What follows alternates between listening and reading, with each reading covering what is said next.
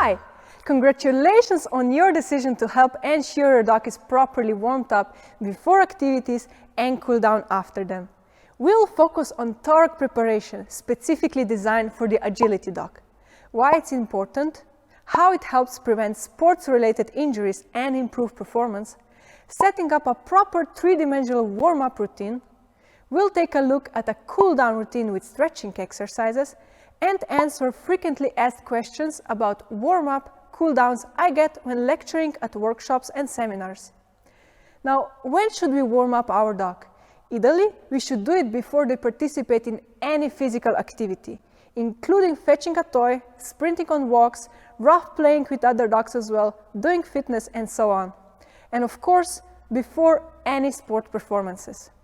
For me, warm-ups and cool-downs are truly the alpha and omega of every training session and competition.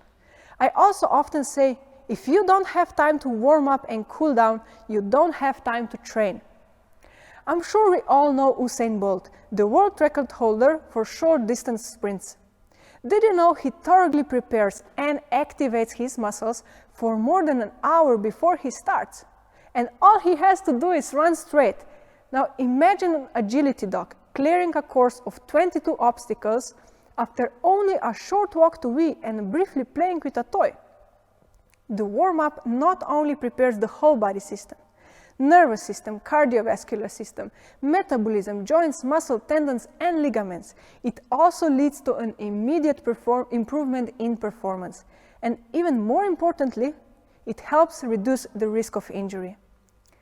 The goal of a proper warm-up routine is to gradually increase the load and power from lower intensity motions all the way up to higher intensities before each individual run or training session, especially if there's a larger time gap between them. Warming up should be active and dynamic, mimicking motions from the activity the dog is about to do. Now think about what kind of motions dogs do when running an agility course. In agility, the dog sprints, weaves, jumps, turns and twists, changes directions, accelerates and decelerates, and we simply cannot properly prepare the body for these high-power actions by only walking the dog. While working with sporting dogs in our Dogs for Motion Rehab Center, I see a lot of sport-related injuries, such as muscle and tendon strains and ligament sprains. Potential risks, such as negotiating the equipment, late handler cues, and slippery surfaces can contribute to an increased risk for injuries. Most often damaged areas include the shoulder region, toes, and iliopsoas. And by warming up the dog prior to the activity, we can tremendously contribute to improved temperature in muscles and joints, allowing them to stretch and move within their better range of motion, reducing their susceptibility to injury.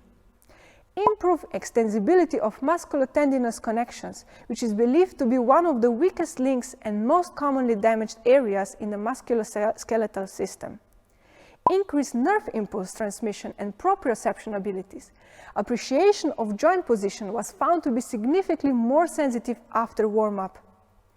Increase cardiovascular function, heart rate, blood circulation, and blood flow to the tissues, providing them with oxygen and nutrients, as well as encourage our dog's mental preparation and focus. Muscles that are thoroughly prepared for contractions and elongations through a variety of dynamic warm-up exercises are able to provide much more powerful output compared to muscles that are previously not warmed up. The warm-up should be active and dynamic, and static stretching exercises are not to be included because first, it doesn't reduce the risk of injury, and secondly, it might have a negative effect on actual performance. Static stretching, such as static hold and lengthening of a tissue, decreases the tone in muscle and therefore decreases muscle power output by up to 20%. Elongated muscles can't contract as quickly, and performing them prior to an agility run will result in poorer performance. So dynamic stretching exercises are great to include in the warm-up routine, while static stretching should be avoided. For example, if we want to dynamically stretch the tricep muscle to achieve better range of motion and preserve the tone and powerful contraction abilities, we can cue the dog to go into the play bow position and release him back up to stand as soon as the maximal stretch is achieved.